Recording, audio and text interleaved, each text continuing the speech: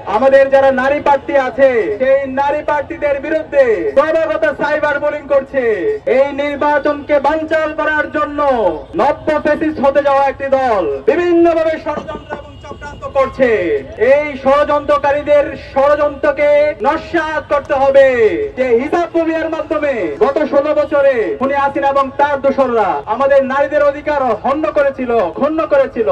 সারা দেশের বড় বড় ক্যাম্পাসে ইতিমধ্যে তফসিল ঘোষণা করা হয়েছে, কিন্তু আমরা দেখতে পাচ্ছি এই ছাত্র সংসদ নির্বাচন তফসিল ঘোষণা করার পরে এই নির্বাচনকে বানচাল করার জন্য পতিত ফ্যাসিস্ট এবং তার দোসররা একই সাথে নব্য ফ্যাসিস্ট হতে যাওয়া একটি দল বিভিন্নভাবে ষড়যন্ত্র এবং চক্রান্ত করছে।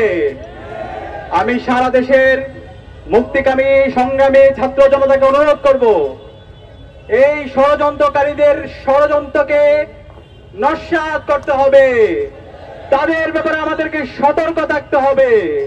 তাদের সাথে আজকে যুক্ত হয়েছে কালচারাল ফ্যাসিস্টরা।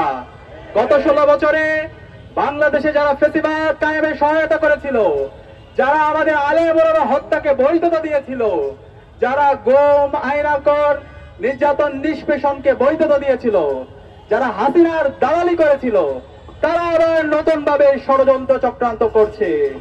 এই কালচারাল ফ্যাসিস্টদের বিরুদ্ধে, এই দিল্লির এজেন্ডার বিরুদ্ধে আমাদের ঐক্যবদ্ধভাবে প্রতিরোধ জারি রাখতে হবে।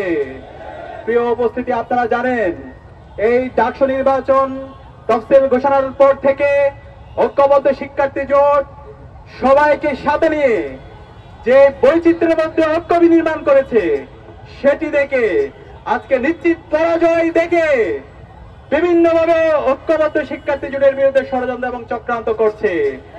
আমাদের যারা নারী প্রার্থী আছে সেই নারী প্রার্থীদের বিরুদ্ধে ক্রমাগত সাইবার বুলিং করছে, ক্রমাগত তাদের বিরুদ্ধে তারা বিষোদ্গার করছে। আমরা আমাদের যে প্রার্থীরা আছে সেই প্রার্থীদের বিরুদ্ধে যে সাইবার বুলিং হচ্ছে সেটার বিরুদ্ধে আমরা বিশ্ববিদ্যালয় প্রশাসনকে লিখিত অভিযোগ দিয়েছি। আপনারা জানেন আমাদের প্রার্থী সাবিকুন নাহার তামান্নার ছবিকে কিভাবে বিকৃত করা হয়েছে, যে হিজাব মুভির মাধ্যমে গত 16 বছরে খুনি হাসিনা এবং তার দোসররা আমাদের নারীদের অধিকার ক্ষুণ্ণ করেছিল। সেই একই কায়দায় জুলাই বিপ্লব পরবর্তী তারা আবার নতুন ভাবে হিজাব ফোবিয়া, ইসলামের যে সিম্বল গুলো আছে সেগুলোকে প্রবলেমাটাইজ করা, সেগুলোকে ক্রিমিনালাইজ করার তারা চেষ্টা শুরু করেছে। আমরা বিশ্ববিদ্যালয় প্রশাসনকে অনুরোধ করব, যারা এই সমস্ত হিজাব ফোবিয়ার সাথে জড়িত আছে, যারা নারীদের বিরুদ্ধে সাইবার বুলিং করছে, যারা হ্যারাসমেন্টের সাথে জড়িত, তাদের প্রত্যেকের বিরুদ্ধে দৃষ্টান্তমূলক বিচারের আওতায় তাদেরকে নিয়ে আসতে হবে। এবং একই সাথে আমরা দেখতে পাচ্ছি গতকালকে একজন নারী শিক্ষার্থীকে ঢাকা বিশ্ববিদ্যালয়ের একজন শিক্ষার্থী, আমরা তাকে বলছি বিকৃত মস্তিষ্কের শিক্ষার্থী, সে যে শব্দ চয়ন করছে সেটার আমরা সাথে সাথে প্রতিবাদ জানিয়েছিলাম।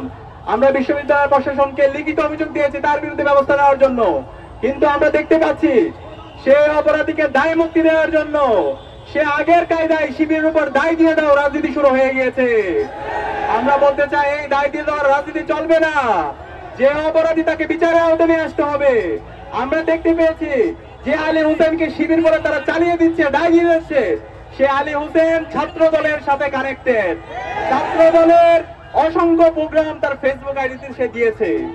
সুতরাং এই ধরনের যদি আপনারা দায় দিয়ে রাজনীতি করেন, আপনারা গত 1 বছর জুড়ে যে কাজগুলো করেছেন জাতির কাছে পরিষ্কার, কারা আমাদের নারীদের শ্লীলতাহানি করে। ঢাকা বিশ্ববিদ্যালয়ের শিক্ষার্থীরা জানে 2002 সালে শামসুন্নাহর হলে কিভাবে নারীদের উপর নির্যাতন করা হয়েছিল, বইদের মধ্যে কিভাবে নির্যাতন করা হয়েছিল। গত 1 বছর জুড়ে 40টার উপর দর্শন করেছে যারা আজকে নারীদের অধিকারের কথা বলছে। এভাবে আমরা প্রতিদিন পত্রিকার পাতা খুললে এই নারীদের শ্লীলতাহানি থেকে শুরু করে হ্যারাসমেন্ট থেকে শুরু করে সব কর্মকাণ্ডের সাথে আমরা তাদের জড়িত থাকার অভিযোগ খুঁজে পাই। আমরা অনুরোধ করব এই সমস্ত হ্যারাসমেন্টের সাথে যারা জড়িত আছে তাদের বিরুদ্ধে আমাদের জিরো টলারেন্স নীতি ঘোষণা করতে হবে, তাদেরকে আইনের আওতায় নিয়ে আসতে হবে। ঐক্যবদ্ধ শিক্ষার্থী জোটের পক্ষ থেকে আমাদের প্রতিজ্ঞা হচ্ছে প্রতিটি ক্যাম্পাসে নারীদের জন্য নিরাপদ ক্যাম্পাস গড়ার আগ পর্যন্ত আমরা থামবো না, আমরা আমাদের লড়াই চালিয়ে যাবো ইনশাআল্লাহ।